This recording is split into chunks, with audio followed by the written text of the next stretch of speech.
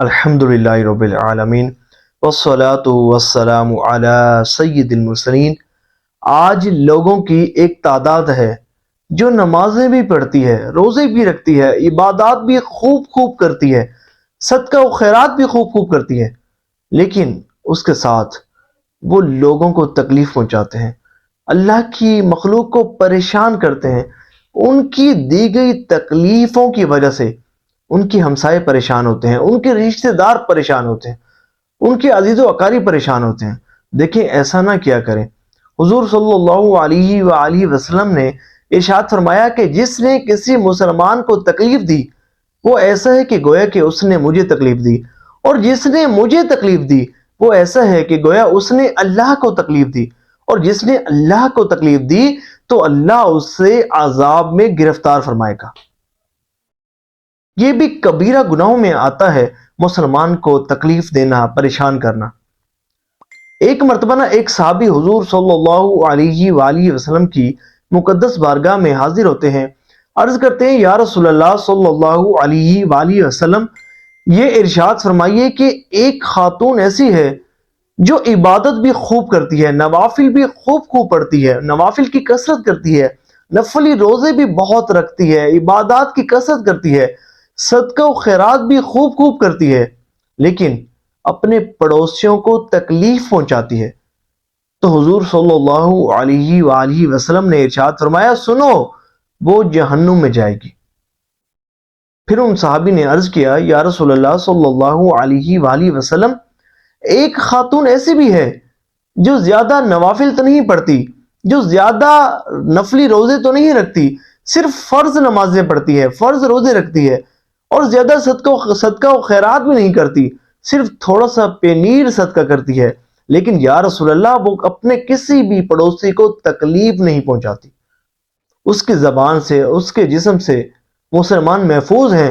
تو حضور صلی اللہ علیہ وآلہ وسلم نے ارشاد فرمایا، سنو، وہ جنت میں جائے گی۔ سبحان اللہ، سنو، وہ جنت میں جائے گی۔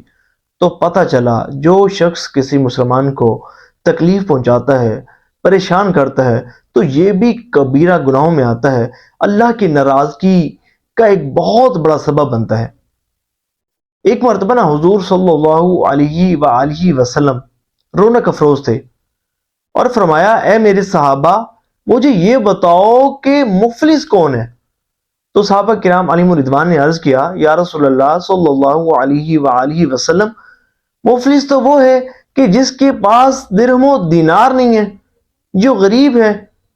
تو حضور صلی اللہ علیہ وآلہ وسلم نے ارشاد فرمایا، میری امت کا مفلس وہ ہے کہ جو بروز قیامت آئے گا تو بہت زیادہ نیکیاں لے کر آئے گا، کہ اس نے نمازیں بھی پڑھی ہوں گی، روزے بھی رکھے ہوں گے، نفلی عبادات بھی خوب کی ہوں گی، کثیر عبادات وہ لے کر آئے گا، اس کا نامہ اعمال نیکیوں سے وزنی ہوگا، لیکن اس کے ساتھ ساتھ کسی مسلمان کو تکلیف پہنچائی ہوگی، کسی پر ظلم کیا ہوگا، کسی کو مارا ہوگا، کسی کو پیٹا ہوگا، کسی کا خون بہایا ہوگا، کسی کو گالی دی ہوگی، کسی پر تہمت لگائی ہوگی، کسی پر بہتان باندھا ہوگا، کسی کو پریشان کیا ہوگا، تو جب وہ شخص بروز قیامت آئے گا تو جن لوگوں کے اس نے حقوق پامال کیے ہوں گے ان کو بھی بدلہ دینے کے لیے بروز قیامت لایا جائے گا۔ اب کیا ہوگا؟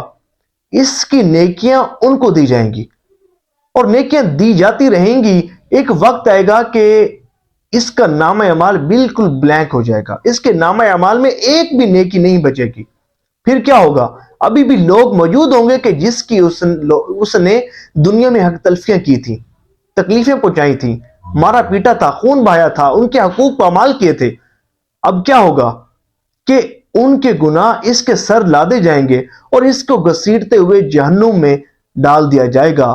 میرے حضور نے فرمایا کہ سنو، یہ ہے وہ شخص کہ جو میری امت کا مفلس شخص ہے۔ اے عاشقان رسول، غور کریں، آج ہم بڑی عبادت کرتے ہیں، بڑے نوافل پڑھتے ہیں، صدقہ و خیرات بھی خوب کرتے ہیں، خوب عبادت کرتے ہیں، درود پاک کی بھی بہت کثرت کرتے ہیں، لیکن اس کے ساتھ اللہ کے بندوں کو تکلیف پہنچاتے ہیں، حضور کے امتیوں کو پریشان کرتے ہیں، ان کو زبان سے، ان کے جسم، ان کو زبان سے، ان کو جسم سے تکلیف پہنچاتے ہیں۔ دیکھیں، ایسا نہ کیا کریں۔ کامل مسلمان وہ ہے کہ جس کے زبان اور جسم سے دوسرے مسلمان محفوظ رہیں۔ تو نیت کیجئے، سچی نیت کیجئے کہ آئندہ ہماری زبان اور جسم سے کسی مسلمان کو تکلیف نہیں پہنچے گی۔ کاش اللہ کرے کہ ہم ایسے بن جائیں کہ جب ہمارا جنازہ اٹھایا جا رہا ہو تو لوگ کہیں دیکھو کتنا اچھا آدمی تھا، بڑا اچھا آدمی تھا، جب بھی ملتا تھا بڑے اچھے اخلاق کے ساتھ ملتا تھا، کبھی کسی مسلمان کو تکلیف نہیں پہنچاتا تھا، بلکہ لوگوں کی حاجات پوری کرنے میں پیش رہا کرتا تھا۔ اور اللہ نہ کرے کہ جب ہمارا جنازہ اٹھایا جائے تو لوگ کہیں اچھا ہوا، بڑا برا شخص تھا، لوگوں کو بڑی تکلیف پہنچایا کرتا تھا، اس کے شر سے لوگ جو ہے وہ محفوظ نہیں رہتے تھے، اچھا ہوا کہ اب جو ہے وہ لوگ اطمینان کی زندگی گزاریں گے۔ اللہ نہ کرے ایسا ہو۔ نیت کیجئے کہ ہم انشاءاللہ اچھے اخلاق کے ساتھ لوگوں سے ملیں گے۔ اللہ تبارک و تعالی ہم سب کی آخرت اچھی فرمائے، اخلاص، تقوی، پرہیزگاری اور حسن اخلاق نصیب فرمائے۔ آمین بجائے خاتم النبیین وصلی اللہ تعالی علیہ وآلہ وسلم۔ ثواب کی نیت سے اس ویڈیو کو شیئر ضرور کیجیے گا کہ جتنے بھی عاشقان رسول سنیں گے، عمل کریں گے، آپ کو بھی اس کا ثواب ملتا رہے گا۔ صلو علی الحبیب صلی اللہ تعالی علی محمد صلی اللہ علیہ وآلہ وسلم۔